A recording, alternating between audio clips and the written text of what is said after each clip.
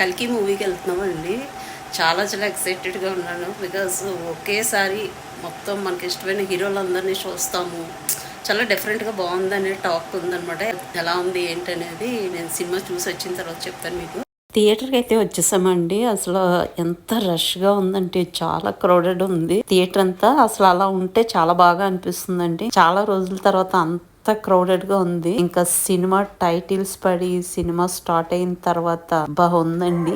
Total visual effects అన్నమాట. First half అంతా కూడా కొంచెం హ్యూమరస్ గా మనకి ఆ క్యారెక్టర్స్ అన్నిటిని ఇంట్రడ్యూస్ చేస్తూ ప్లేసెస్ ని ఇంట్రడ్యూస్ చేస్తూ అట్లా సాగిందనమాట. ఇంటర్వెల్ పార్ట్ అయితే అదిరిపోయిందండి. ఇంకా హైలీ విజువల్ ఎఫెక్ట్స్ అన్నమాట. నాకు అసలు నాగస్విన్ అంతలా ఎలా విజువలైజ్ చేసి అసలు అదంతా ఒక సినిమా రూపంలో తీసుకురావడానికి ఎంత కష్టపడి ఉంటాడో అనిపించింది అనమాట. అమితాబ్ గారి యాక్షన్ అయితే అసలు హైలైట్ అండి. ఆయన గురించి ఎంత చెప్పినా తక్కువే అనమాట. చాలా బాగా అనిపించింది. ఇంకా ప్రభాస్ భైరవ క్యారెక్టర్ లో ఒదిగిపోయాడు. చాలా బాగా అనిపించింది. సెకండ్ హాఫ్ లో చాలా చాలా యాక్షన్ సీక్వెన్సెస్ ఉన్నాయి. ఒకదాన్ని మించి ఒకటి ఉన్నాయండి. అంతేకాకుండా మనం ఊహించని ట్విస్ట్లన్నీ ఎదురవుతూ ఉంటాయి. చాలా చోట్ల మనకి గూస్ బంప్స్ వస్తాయి. చూడదగ్గ మూవీ అంటే